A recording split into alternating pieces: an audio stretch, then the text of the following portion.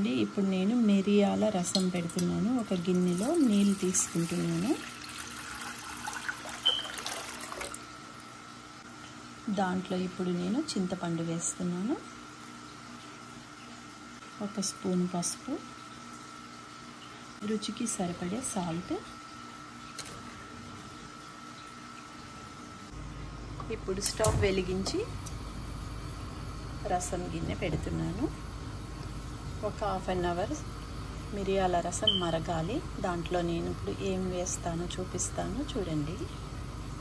మిరియాల రసం చేయడానికి 1 స్పూన్ శనగపప్పు, వెల్లుల్లిపాయ, ధనియాలు, కందిపప్పు, మిరియాలు లేవన్నమాట, అందుకని నేను పౌడర్ వేస్తున్నాను.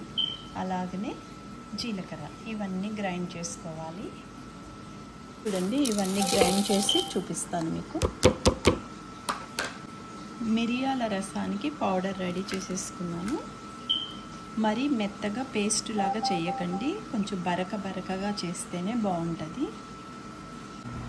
చూడండి, మిరియాల రసానికి మా చెట్టు నుండి కోసుకొచ్చిన కరివేపాకు ఫ్రెష్గా ఇప్పుడు వేస్తాను రసంలో. చూడండి, రసం మరుగుతున్నప్పుడే నేను కరివేపాకు వేస్తున్నాను. చూడండి, ఇట్లానే వేయాలి.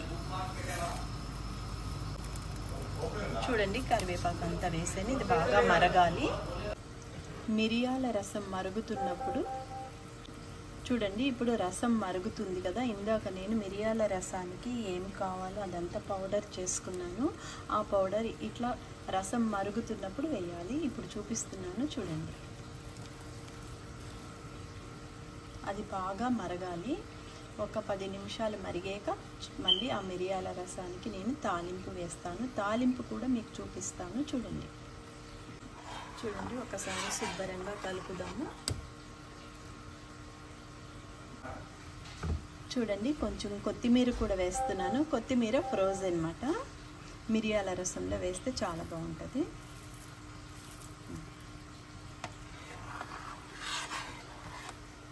మిరియాల రసం తాలింపు చెప్తున్నాను.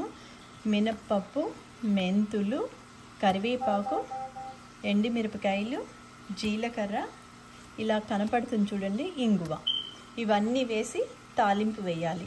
గుమగుమలాడే మిరియాల రసం రెడీ అయిపోతుంది. మిరియాల రసం తాలింపు వేయడానికి నేను ఒక ప్యాన్ తీసుకున్నాను. ఇప్పుడు తాలింపు వేస్తాను చూడండి. ఇప్పుడు ఈ ప్యాన్లో 2 స్పూన్లు నెయ్యి వేస్తున్నాను. తాలింపు చాలా బాగుంటుంది ఇట్లా నెయ్యితో పెట్టుకుంటే. ఇప్పుడు తాలింపు వేస్తున్నాను. మిరియాల రసానికి తాలింపు రెడీ అయిపోతుంది. ఇప్పుడు తాలింపు వేస్తున్నాను చూడండి. మిరియాల రసం రెడీ.